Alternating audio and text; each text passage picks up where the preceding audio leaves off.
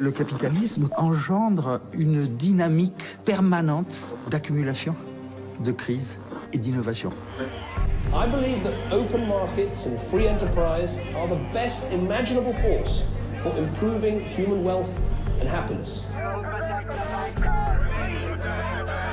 Je pense que les forces sociales et politiques sont les forces centrales dans la dynamique du capitalisme. Did you ever have a moment of doubt about capitalism? Is there some society you know that doesn't run on greed? Comment Adam Smith verrait-il le monde économique qui nous entoure? Je crois que Keynes aurait dit qu'il y a une faille dans l'économie. Hayek a écrit La route de la servitude comme un avertissement. Il faut toujours être prudent avec Marx et ses bons mots. Pour moi, Polanyi a été un séisme intellectuel. Si je devais caricaturer Ricardo, je dirais qu'il ressemble à George Soros. Si vous retournez chez Adam Smith, Marx, Schumpeter, vous avez des embryons de mécanismes vous permettant de comprendre la crise actuelle. D'où vient le capitalisme? D'une évolution naturelle de nos sociétés? Ou de théories élaborées au fil des changements politiques et technologiques? Nous sommes tous partie prenante d'un système dont nous connaissons mal les origines. Et pourtant, cette histoire devrait nous éclairer sur notre présent et notre avenir.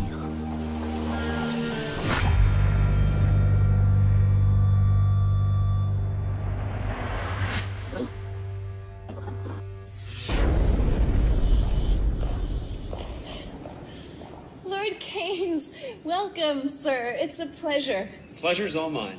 Tell them I've arrived. And then tell them I've arrived. Hayek contre Keynes. C'est le débat qui a modelé la pensée économique de tout un siècle. On en a même fait un clip après la crise de 2008. Freddy. Yep. Keynes. Hey, listen, party at the Fed. L'économiste autrichien Friedrich Hayek débattait avec son confrère britannique John Maynard Keynes. Comment sortir de la sévère dépression des années 30, la pire crise que le capitalisme ait jamais connue.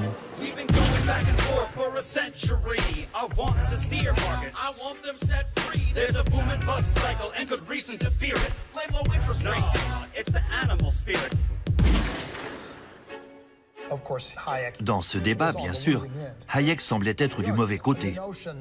Sa conception des dépenses publiques, impuissante à réduire le chômage, s'était révélée définitivement caduque. Pourtant, après la crise économique de 2008, le débat reprit de plus belle. We are on the road to serfdom. Friedrich Hayek wrote this book 50 years ago, but what he predicted is coming true. Aux États-Unis, face à la dette du pays, la révolte antigouvernementale du Tea Party s'inspire en partie des idées libertariennes de Hayek. Alors qu'en Europe, ces idées sont combattues par les manifestants anti-austérité en révolte contre la loi du marché. Ce débat qui semblait résolu dans les années 30 ressurgit depuis dans des contextes pourtant fort différents.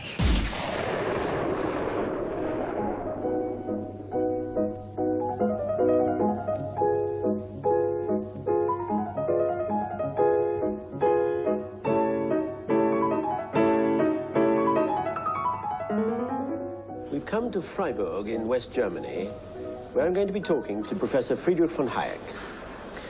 Professor Hayek, I'm sure you'll be well aware that to many people in Britain, and particularly on the left, you are a kind of bogeyman. You are believed to want to throw people out of work, send children down the coal mines again, grind the paces of the poor in general. I don't suppose you share that view of yourself. Well, naturally I don't share it, but I must say I understand it. If you tell somebody that his past has led him to the morass, to withdraw may be even more painful than to go on where you are.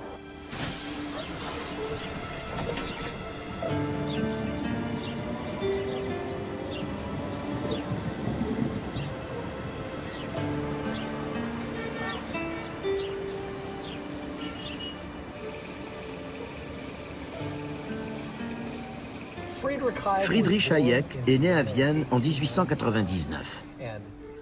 À cette époque, Vienne était la capitale de l'Empire austro-hongrois.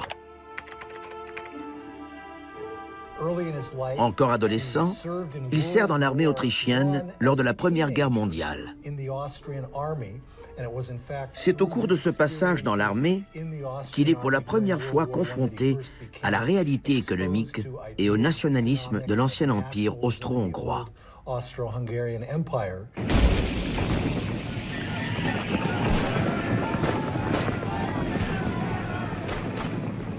Chère mère, je me trouve à un poste avancé, dans une tranchée appelée par euphémisme le trou des héros. Elle est humide, étroite et dégoûtante. Mais au moins nous sommes protégés des balles. Nous vivons sous attaque aérienne constante. Pas des avions italiens ou britanniques, mais des tanks et des moustiques, soutenus par une arrière-garde de punaises et de poux. Friedrich Hayek, une lettre du front. Jeune idéaliste, témoin de tant de chaos, témoin de la guerre et de la désintégration politique du vieil empire austro-hongrois, Hayek s'intéresse aux questions d'organisation sociale.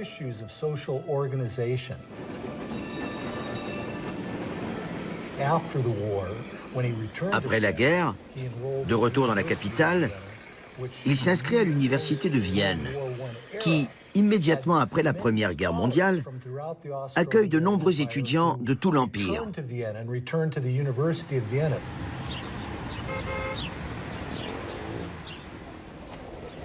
L'université de Vienne est le berceau de l'école autrichienne d'économie qui, depuis le XIXe siècle, présentait une alternative aux théories dominantes de l'époque. La différence avec l'économie classique était qu'il traitait non pas de grandes entités sociales, de classes, mais qu'il s'intéressait aux individus, aux décisions des acteurs individuels du marché.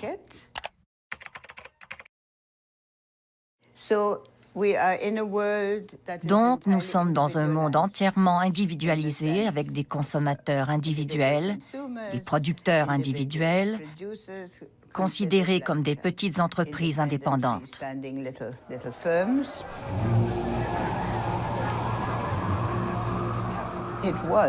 Et c'était un individualisme extrême. Je pense que c'est une affaire de classe. C'était la peur panique du bolchevisme. La révolution russe avait eu un impact énorme en Europe. Elle terrifiait littéralement les classes possédantes à travers tout le continent. Et même les mots utilisés, la dictature du prolétariat, il y avait de quoi avoir peur.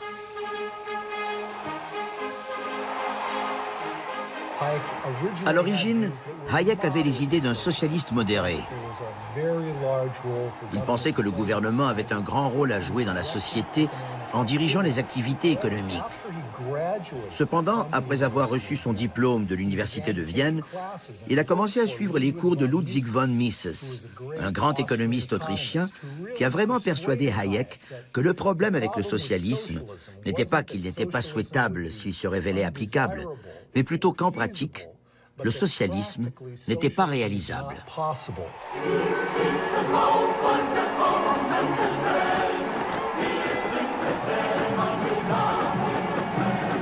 The idea of socialism was always connected with a firm conviction that there is only one good plan possible and that only one plan ought to be put into practice.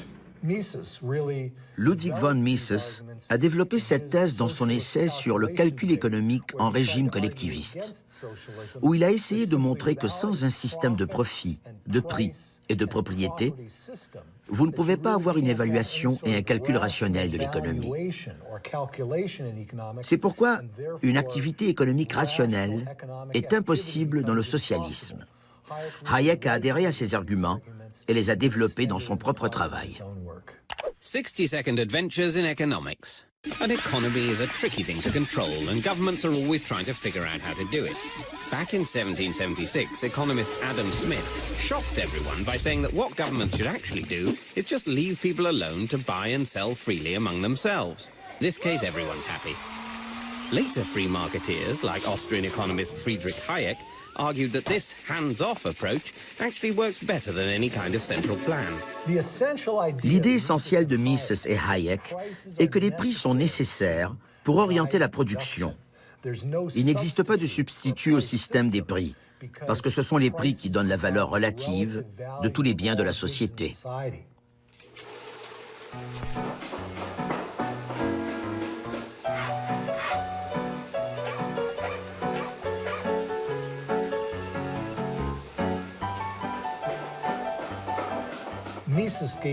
Mises donne l'exemple de la construction d'une maison. Il dit qu'une maison peut être construite en bois, en béton, en acier. Vous pouvez aussi utiliser la brique ou le verre. Combien de chacun de ces matériaux doit entrer dans la construction d'un bâtiment? Sans une norme rationnelle qui fixe les prix, il est très difficile de déterminer la manière la plus économique de construire une maison. Of international cooperation has been built on such a signaling system. And these signals, you mean, are the prices in a free market? Entirely the prices in the free market, which alone have made the present level of wealth possible. Isn't it a philosophy based essentially on selfishness? What about altruism? Where does that come in? It doesn't come in. See, both altruism and solidarity are very strong instincts which guided man in the small group where he was serving known other persons, when his efforts were directed to the needs of familiar people.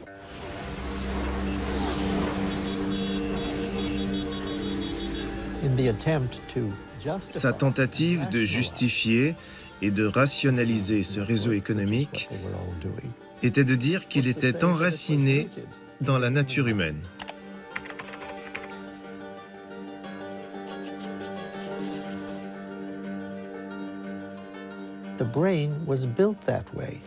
Le cerveau est ainsi fait et c'est rationnel. Tout autre type de système économique serait ou ingérable ou simplement irrationnel, sans ces garde-fous que sont les prix.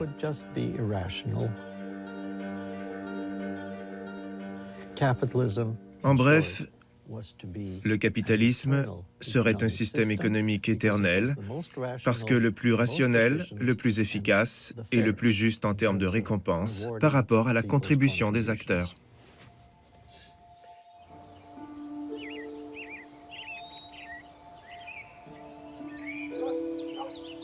Si les idées de Hayek ont été forgées dans le chaos de la Première Guerre mondiale, John Maynard Keynes a mûri intellectuellement dans cette maison de Charleston, en Angleterre. C'est là que le jeune homme s'est émancipé de l'éducation rigide reçue au prestigieux pensionnat pour garçons d'Eton.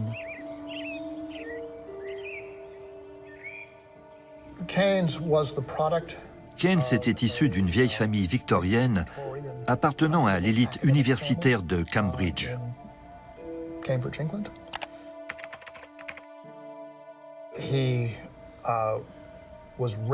Il a été élevé et éduqué dans un milieu de philosophes et de mathématiciens.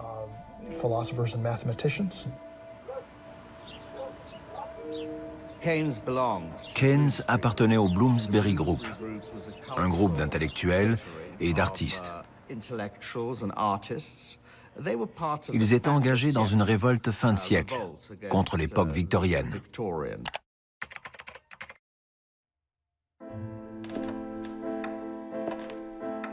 On trouvait cette révolte dans l'art, dans la littérature et dans la philosophie.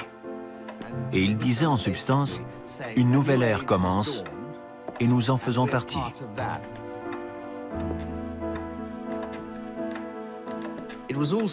C'était également une époque de libération sexuelle. Ils ont renié les conventions du mariage. Ils avaient de nombreuses expériences homosexuelles et Keynes, dans sa jeunesse, ne fit pas exception.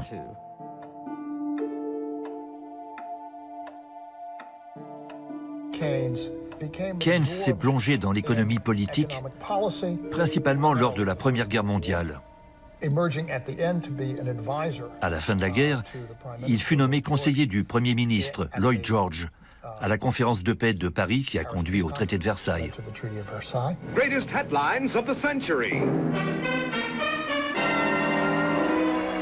The Versailles Palace was the scene of much feverish activity on the part of Allied statesmen. Woodrow Wilson from the U.S., Georges Clemenceau of France, Lloyd George of England, and Premier Orlando of Italy represented the four major powers at the conference. Months of argument had achieved a final treaty that was offered without discussion to the German delegation headed by Count Brockdorff-Rantzau. Une expérience profondément décevante et amère qui l'a conduit à écrire ce livre remarquable, Les conséquences économiques de la paix, en 1919. C'est probablement le premier livre d'économie à être devenu un best-seller mondial. Il y dénonçait le traité et prédisait que s'il n'était pas révisé, la sanction serait cruelle. Once again, the world was at peace, a peace that was destined to last for but 20 years before the same defeated country of Germany would again plunge the earth into a second Great War. Il disait que les dettes que les Alliés imposaient à l'Allemagne ne seraient jamais honorées. Il disait que ce tribut ne pourrait pas être maintenu année après année. Ça allait à l'encontre de la nature humaine et de l'ordre social. Et il avait raison. Je crois qu'il pensait que les mauvaises politiques économiques conduisent à de mauvaises politiques. Et qu'il faut avoir une économie compatible avec le maintien de la cohésion sociale et de la stabilité politique. Et si vos théories économiques vous conduisaient à ignorer ces deux choses, alors vous alliez au-devant de terribles ennuis politiques et sociaux.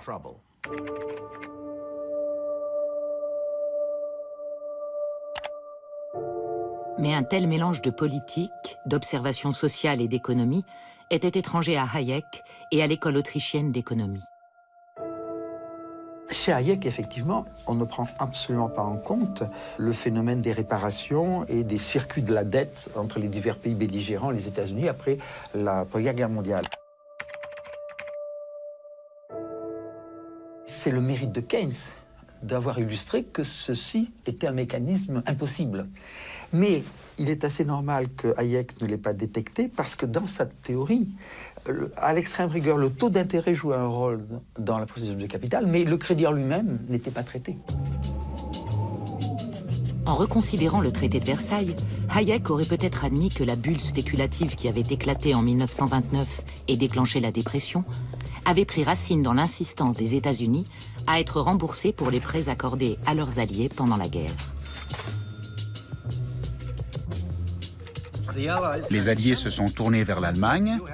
Vous devez nous rembourser pour que nous puissions acquitter la dette que nous avons contractée auprès des États-Unis pour vous vaincre. Et en vertu du traité de Versailles, la dette allemande était infinie, sans limite. Le remboursement des prêts s'est mis en place, mais il exigeait de maintenir les taux d'intérêt artificiellement bas pour que les pays puissent payer leurs dettes. Les investisseurs à la recherche de rendements plus élevés se sont alors tournés en masse vers le marché boursier. Soaring out into the wild blue yonder, stocks hit what looks like a permanently high plateau. But conditions are fundamentally sound, aren't they? On s'aperçoit que la différence entre Keynes et Hayek, c'est que Keynes s'intéressait beaucoup au marché boursier, observait l'économie. Il observait l'économie et voulait la théoriser. Hayek voulait une théorie normative de l'économie. Et donc, les phénomènes qui ne rentraient pas dans la théorie, il ne les observait pas.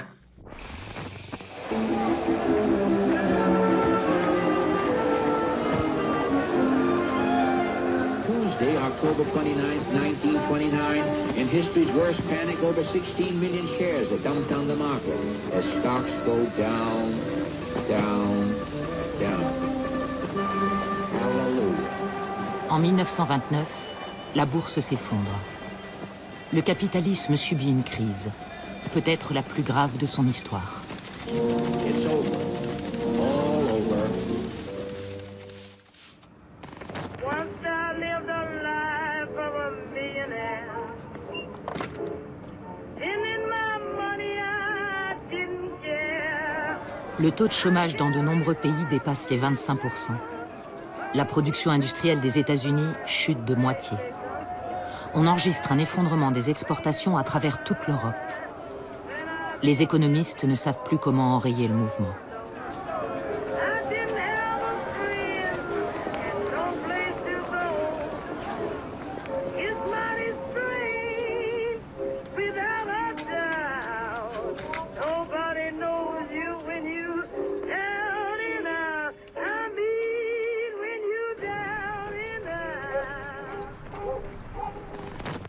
En 1931, Hayek a été invité par Lionel Robbins à donner une série de conférences à l'École d'économie de Londres.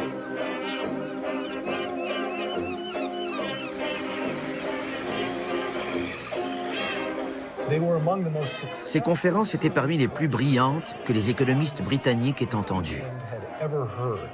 Elles semblaient donner une réponse à ce qui n'allait pas avec la Grande Dépression.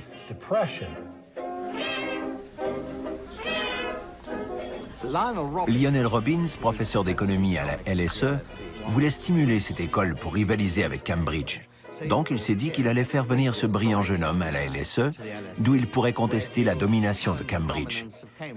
Car Cambridge, à l'époque, était la référence académique en économie en Grande-Bretagne.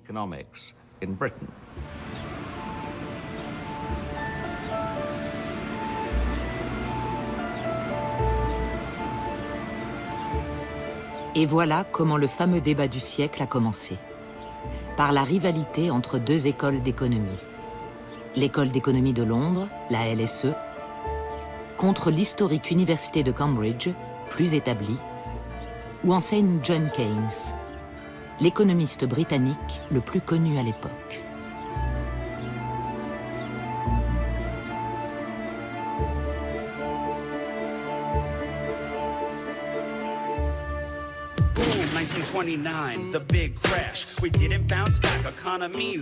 Keynes, qui avait prédit la crise plus de 10 ans avant, devait avoir la solution.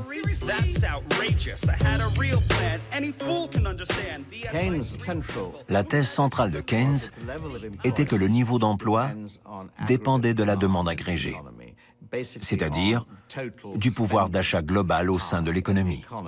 A live fast, die young kind of chap called John Maynard Keynes cheerfully pointed out that, in the long run, we're all dead.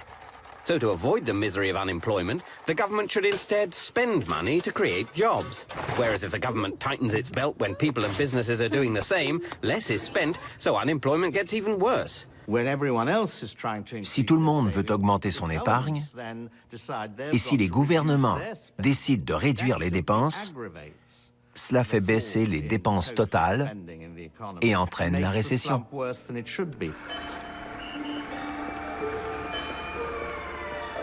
Pour Hayek, il y a eu trop de production de capital, parce que les taux d'intérêt ont été maintenus artificiellement bas par le Bureau de la Réserve fédérale. Cela a encouragé une surenchère de la capitalisation, ce qui n'était pas viable. Selon Hayek, la méthode économique à suivre pour le gouvernement devait être une politique de non-intervention pour permettre une récession naturelle et la liquidation de mauvais investissements.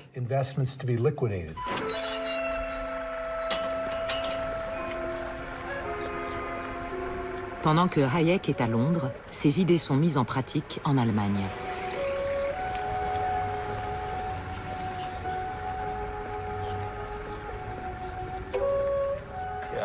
Il est regrettable, particulièrement en Allemagne, que l'expérience du début des années 30 ne soit pas intégrée dans nos débats.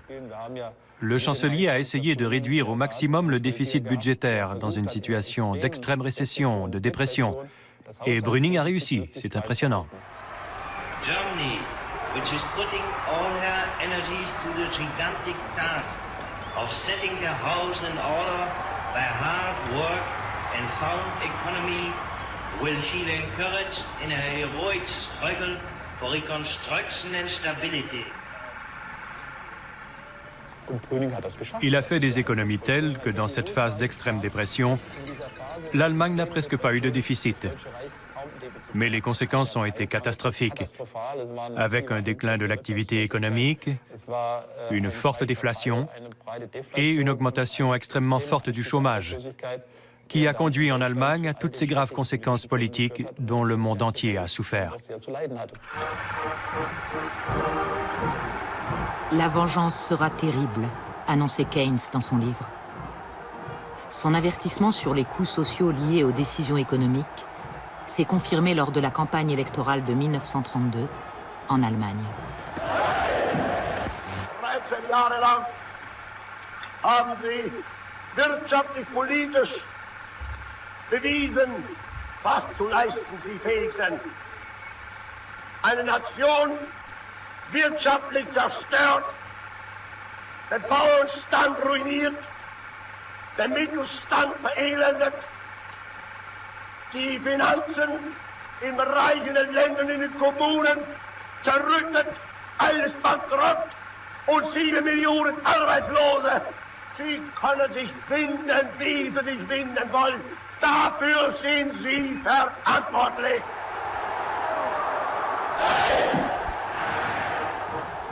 Aujourd'hui, même ses partisans reconnaissent que certaines idées de Hayek n'ont pas passé l'épreuve de la réalité historique. J'ai eu un entretien avec Milton Friedman et il m'a dit « Je ne comprendrai jamais pourquoi tous ces gens à la London School of Economics ont été tellement impressionnés par Hayek. Rétrospectivement, c'est un mystère. »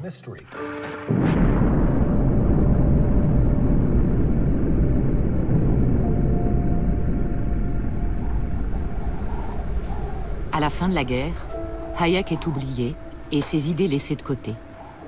Ce que dit Keynes retient bien plus l'attention des sociétés en train de rebâtir sur des ruines. Le Japon a perdu la guerre en 1945 et la nation entière a été dévastée. Nous devions reconstruire le pays.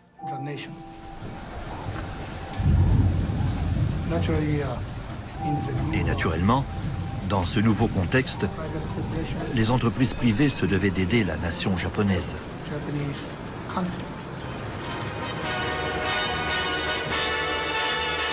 You could imagine yourself at Earl's Court if you wandered into the New York Motor Show.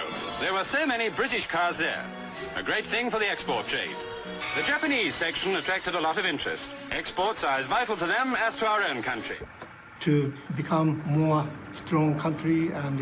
Pour devenir plus fort, meilleur économiquement parlant, nous devions exporter des automobiles. En gagnant des devises, nous pouvions importer du pétrole, de la nourriture et tout ce dont le pays avait besoin. C'était un des devoirs de Toyota d'exporter pour obtenir des devises. Dauphine Renault, la plus vivante des 4 places, 115 km/h et seulement 6 litres au 100. En France, Renault, nationalisé, embauche dans le cadre de la reconstruction nationale. C'est le signe que l'État n'est pas forcément l'ennemi du marché et que le capitalisme peut se soucier du social, contrairement à ce qu'affirme Hayek. Entre 1950 et 1980, on a en Europe et au Japon une croissance exceptionnellement rapide de l'ordre de 4-5% par an pendant 30 années consécutives. Ça fait maintenant depuis 30 ans, de 1980 à 2010, où on a une croissance dans les pays riches qui ne dépasse pas 1%, 1,5% par an en moyenne. On reste dans cette nostalgie des 30 glorieuses pour un monde où on pensait avoir domestiqué le capitalisme, domestiqué les inégalités. C'était en partie une réalité, mais ça venait aussi du fait que les crises entraînés par les guerres mondiales et par la dépression des années 30, avaient conduit à une remise en cause complète du laisser-faire économique. As the people of Britain began digging out from among their ruins, they fixed all their energies upon one goal, a post-war society stabler and more equitable than any Britain had ever known. La puissance publique, à partir de 1945, non seulement a créé des systèmes de sécurité sociale, de protection sociale, mais aussi à mettre en place un système de régulation des marchés financiers, d'entreprises publiques dans de nombreux secteurs, qui de fait ont permis, au moins pendant cette période, de domestiquer le capitalisme, de réduire les inégalités. C'était en partie une illusion lié à ce phénomène de rattrapage, de croissance élevée, mais pas seulement. Ça venait aussi du fait qu'il y avait un compromis politique passé avec le capitalisme qui était différent. Keynes meurt en 1946 dans une société qui semblait partager son point de vue. Qu'en est-il de celui de Hayek? En 1944, il avait publié ce livre, en guise d'avertissement contre ce qu'il voyait prendre forme autour de lui. Hayek a vraiment écrit La route de la servitude comme une alarme, un avertissement. Si cette organisation de l'économie devait perdurer après la Seconde Guerre mondiale, cela conduirait à une dictature.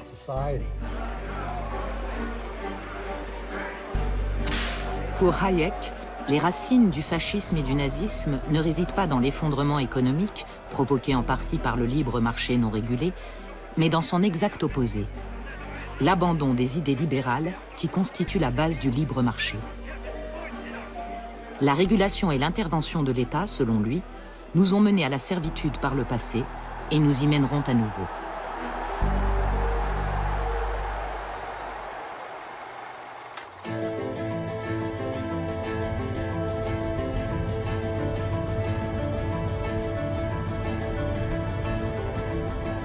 Voyant leurs idées marginalisées après-guerre, Hayek et ses disciples trouvent un refuge intellectuel dans les Alpes suisses.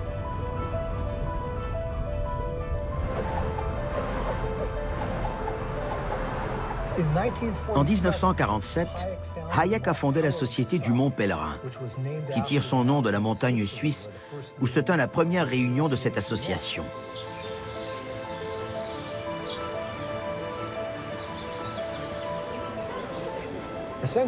En fait, c'était un groupe international d'économistes, d'universitaires, de philosophes, de journalistes, qui se retrouvaient en Suisse pour des colloques de 8 ou 10 jours.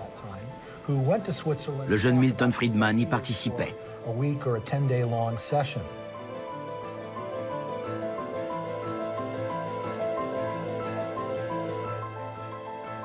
Tous les opposants à Keynes ont créé le Mont Pèlerin, un laboratoire de réflexion, un think tank, dans lequel ils ont essayé de dire nous luttons contre Keynes. Ils n'ont pas cessé de développer des arguments, d'abord à Chicago, puis au Mont Pèlerin, en disant il faut restaurer la logique du libre marché. Et le personnage central, c'est Milton Friedman. It was a major factor in maintaining a steady stream of influence on ideas. It enabled people who were isolated in their own countries once a year, to at least, to get together with people who felt the same way they did, to be in a situation in which they could discuss issues without worrying that somebody was trying to stick a knife in their back. Hayek est un économiste ésotérique, un économiste pour économistes. Son influence pratique est très faible, alors que celle de Milton Friedman a été tout à fait importante sur cette restauration du monétarisme, restauration du rôle minimal de l'État.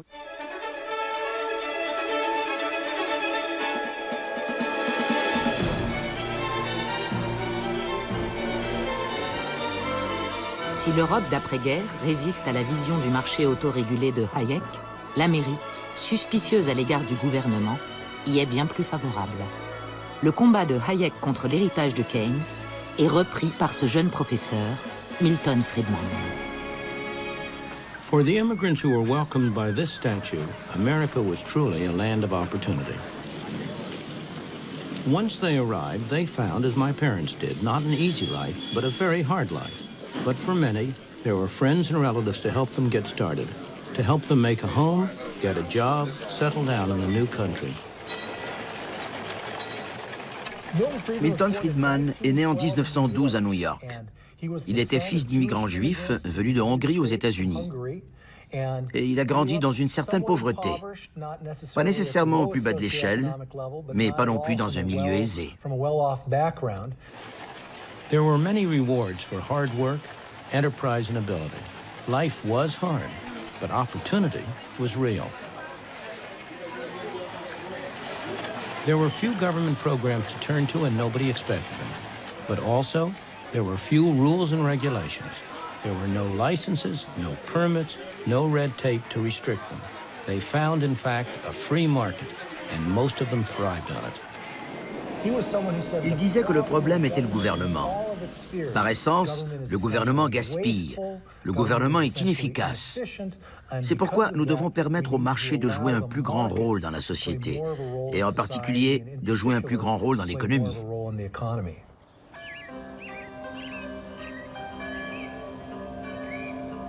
Alors que Hayek, immigré de la vieille Europe, avait eu du mal à obtenir un poste permanent d'enseignant aux États-Unis, Milton Friedman, né américain, peut s'appuyer sur une forte institution universitaire.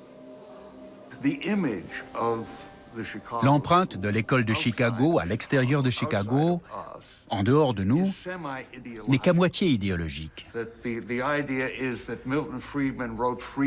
Milton Friedman a écrit La liberté du choix et d'autres livres qui étaient des professions de foi, mais dans ses cours, il n'a jamais rien enseigné de cet ordre. Nous n'avons jamais eu un seul message dans l'esprit de la liberté du choix. Il nous apprenait le fonctionnement du système des prix et des êtres humains dans la sphère économique.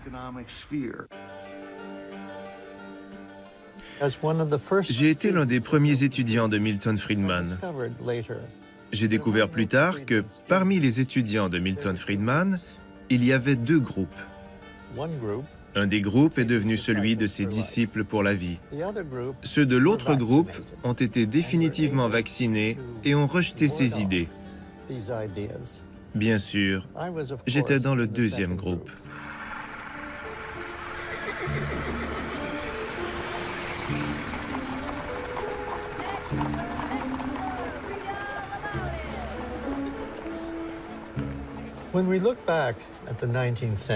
Si on remonte au 19e siècle, ce qui me frappe, c'est qu'à l'époque, et malheureusement aujourd'hui encore,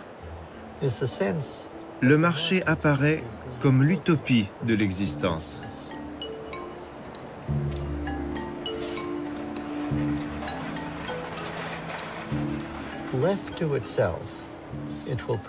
Livré à lui-même, il est supposé générer bienfaisance et abondance, aboutir à un parfait résultat, et en plus, il s'autorégulerait.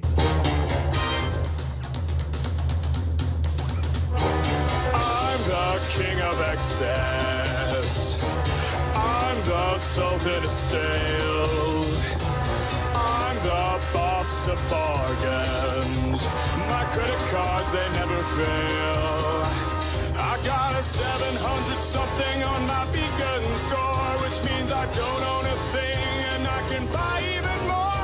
I'm a buffet eating, tabloid reading, lovable guy. I get the best of the best that my money can't buy. It's a wonderful life with my red-headed wife. L'idée de liberté, elle est grande pour ceux qui ont une grande réserve de richesse ou de crédit. Elle est nulle pour le salarié, le prolétaire ou le pauvre paysan africain. Et on joue sur l'idée de contrats entre égaux. Mais les contrats entre égaux sont des choses assez rares dans le capitalisme.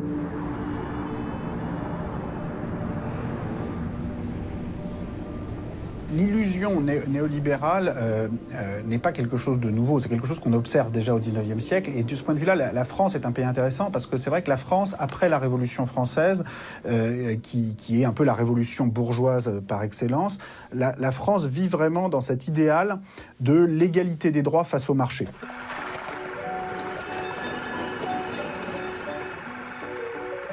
Il y a cette illusion que ça suffit pour conduire à l'égalité tout court, c'est-à-dire l'égalité face au marché, avec des systèmes de droits de propriété bien protégés et des marchés aussi concurrentiels et libres que possible. Ça suffit, il n'y a plus rien d'autre à faire et en marche vers une société idéale. Sauf que, en fait, une des grandes leçons du 19e siècle et de la catastrophe qui commence en 1914, c'est que ça ne marche pas. C'est difficile à définir, mais ce qui est certain, c'est qu'en 1913, en France ou en Europe, ce n'est pas raisonnable. On a 70% des patrimoines qui sont détenus et transmis par 1% de la population.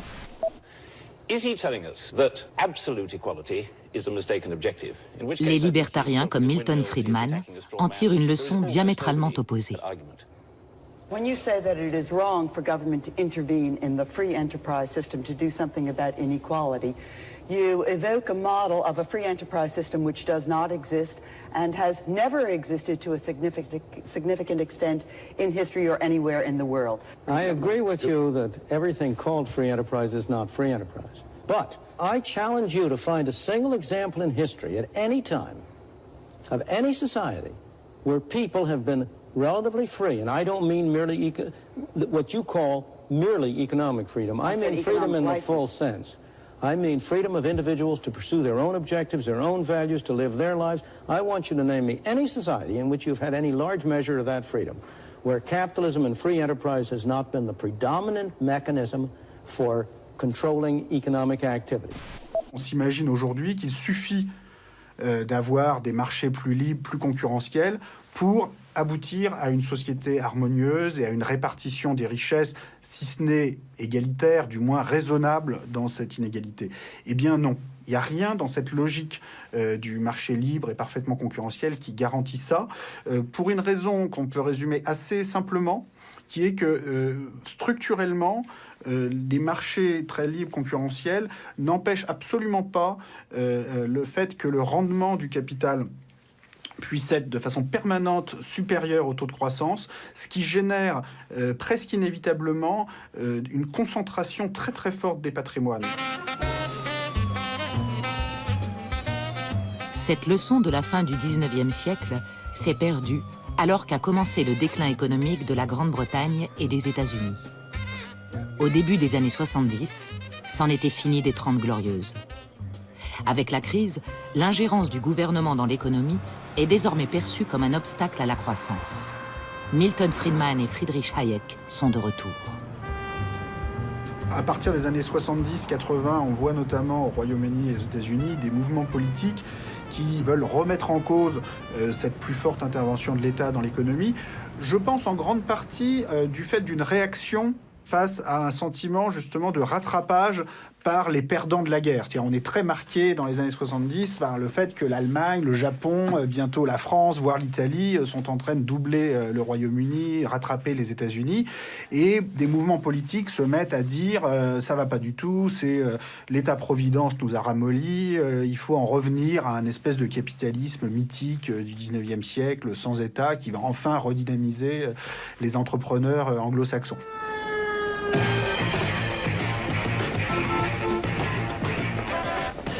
Le marasme économique fut pour Friedman et Hayek l'occasion qu'ils attendaient de changer les orientations politiques et économiques instaurées depuis la fin de la Seconde Guerre mondiale. Keynes died in 1946. I have always regarded it as a tragedy that he did not live another decade. He was the one man who had the standing, the personality, the force of character to persuade his disciples not to carry too far some ideas which were good for the 1930s, but which did not apply in the post-war situation.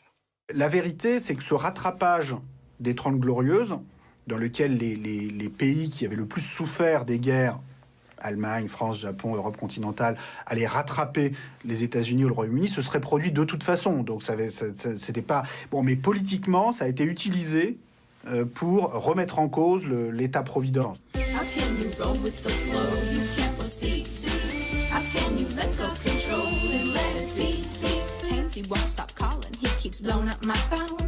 He wants to teach me something, and he won't leave me alone. I tell him there's no use in trying, cause Friedrich Hayek is my guy. And if you wanna get with a girl like me, you got to let go control of the economy. I said, if you want. Et soudain, Hayek devient cool, même pour les adolescentes rebelles. Ça avait commencé comme un débat entre la vision rigide et scientiste du marché de Hayek et l'approche plus souple de Keynes, en prise avec les complexités de la réalité humaine.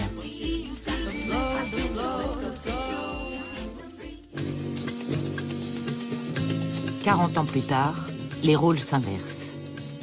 Les disciples de Keynes sont à présent perçus comme les supporters d'un modèle rigide. Milton Friedman et Friedrich Hayek deviennent les champions de la liberté, en prise directe avec la réalité.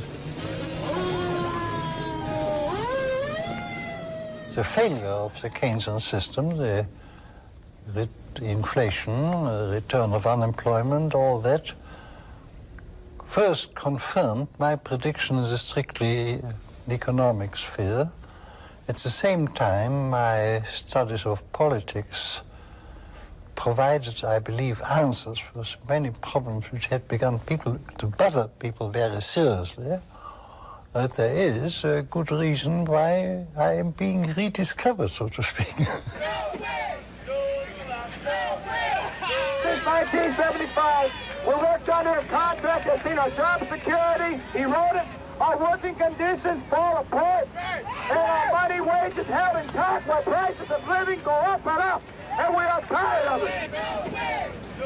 Oui, il y a alors de bonnes raisons de redécouvrir les idées de Hayek. Elles arrangent les dirigeants financiers qui voient leurs intérêts commerciaux touchés par l'inflation et les conflits sociaux s'enliser. L'activité économique en baisse fait chuter les profits. Donc il y a eu ce que nous appelons en économie une contre-révolution, inaugurant ce qu'on appelle maintenant l'agenda néolibéral, la déréglementation, la privatisation. Ladies and gentlemen, the next president of the United States of America, Ronald Reagan. Durant les années 1980, à la fois Margaret Thatcher en Angleterre et Ronald Reagan aux États-Unis ont tenté de mettre en œuvre des politiques qui étaient influencées philosophiquement et dans la pratique par Hayek et Friedman.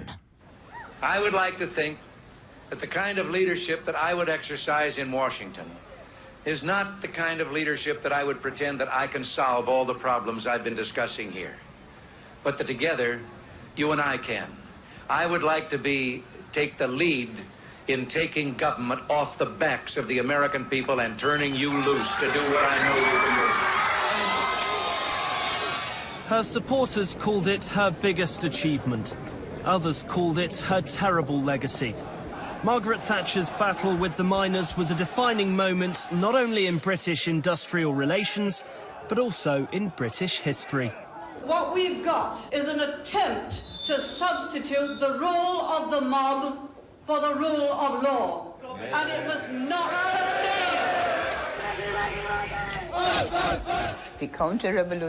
La contre-révolution, les politiques dites néolibérales mises en place par Thatcher et Reagan au début des années 1980 ont été conçues pour restaurer la discipline du capital sur le travail.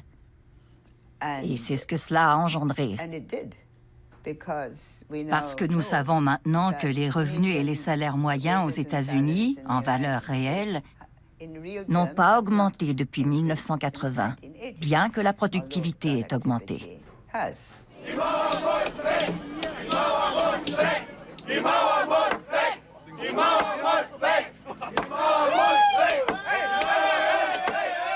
La chute du mur en 1989 et la chute du système soviétique en 1990 laissent le capitalisme sans rival et conduit à une nouvelle période de foi démesurée, disons, dans la capacité d'autorégulation d'un système de libre marché, de libre concurrence et une foi sans limite dans le capitalisme privé à générer ses propres règles. My name is Jordan Belfort. At the tender age of 22, I headed to the only place that befit my high-minded ambition. Je pense que cette période, un peu folle d'un point de vue idéologique, explique beaucoup des dérèglements financiers des années 90-2000. Et nous pensions que le capitalisme avait été dompté après la Seconde Guerre mondiale.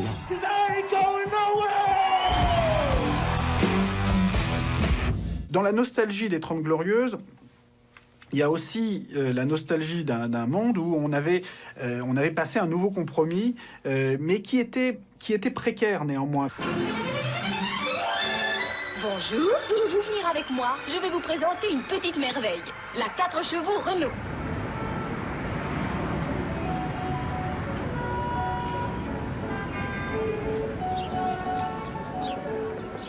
C'est important de comprendre que beaucoup des réductions des inégalités qu'on a eues au XXe siècle ont été causées soit par les guerres, soit par des réactions politiques à la suite des guerres qui se sont faites un peu dans l'urgence.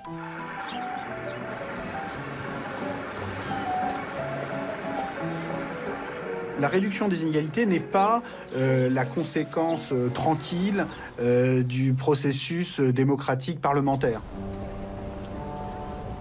Dans leur vision du capitalisme mythique et indomptable du XIXe siècle, Milton Friedman et Friedrich Hayek n'ont jamais débattu des éléments qui, nous le savons aujourd'hui, ont contribué à ces ravages.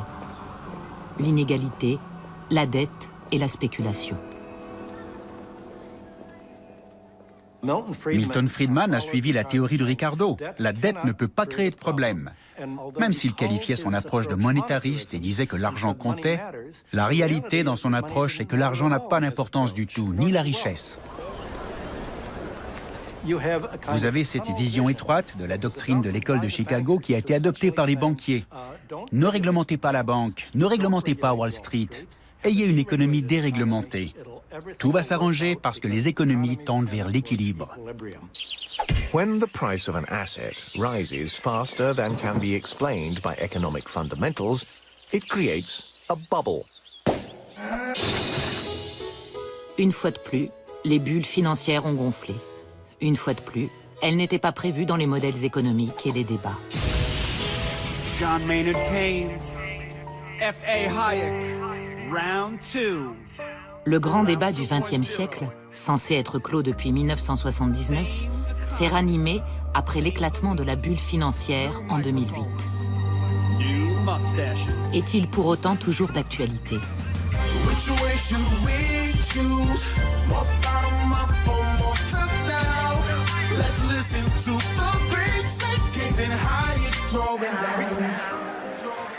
Je crois que toute la théorie économique contemporaine, sauf les hétérodoxes, les marxistes, etc., est bâtie sur l'idée d'un système tellement rationnel qu'il ne peut pas aller à la crise.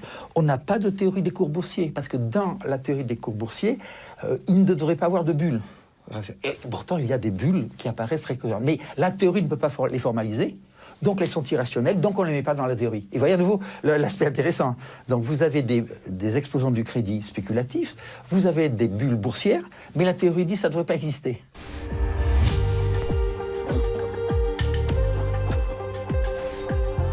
Il semble donc que le grand débat entre Hayek et Keynes, plutôt que d'éclairer la réalité d'aujourd'hui, la rende plus complexe. Il est temps de découvrir un penseur moins connu qui a aussi parlé de dette et d'argent, et dont les idées paraissent beaucoup plus pertinentes pour notre XXIe siècle.